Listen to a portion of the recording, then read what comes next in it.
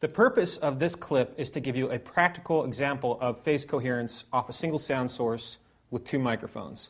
The two microphones we have are the Sennheiser 421 and the Shure SM57, and they are both recording a single speaker of our Marshall 412 cabinet here.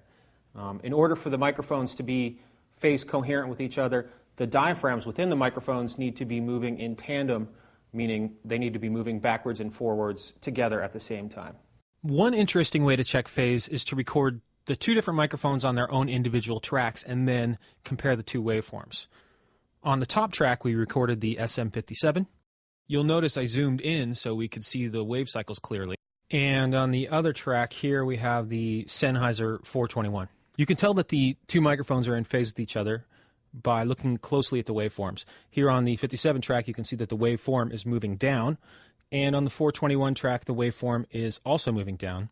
And when the waveform on the SM57 track moves up, the waveform on the Sennheiser 421 track also moves up.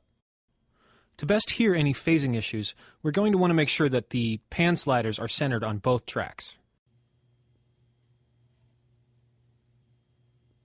Also, we're going to want to make sure that the output volumes of the two microphones are relatively similar. As you can see here, the 421 was tracked considerably hotter than the 57 track, so we're going to need to boost the volume of the 57 track to make it relatively equal to the 421.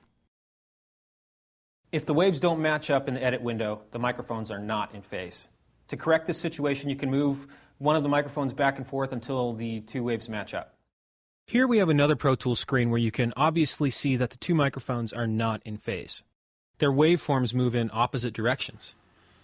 Here we can see that the waveform on the SM57 is moving up, and the waveform on the Sennheiser 421 is moving down.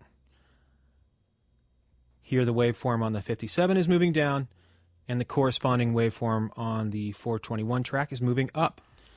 When two signals are out of phase, as these are, 180 degrees out of phase, they tend to cancel each other out, resulting in a much poorer sound. On this Pro Tools screen, you can see here on the left, we have the Shure SM57 and the Sennheiser 421 in phase with each other. And on the right side, we have the two microphones out of phase with each other. The purpose of this is to illustrate for you, side by side, what the microphones sound like in phase, then out of phase.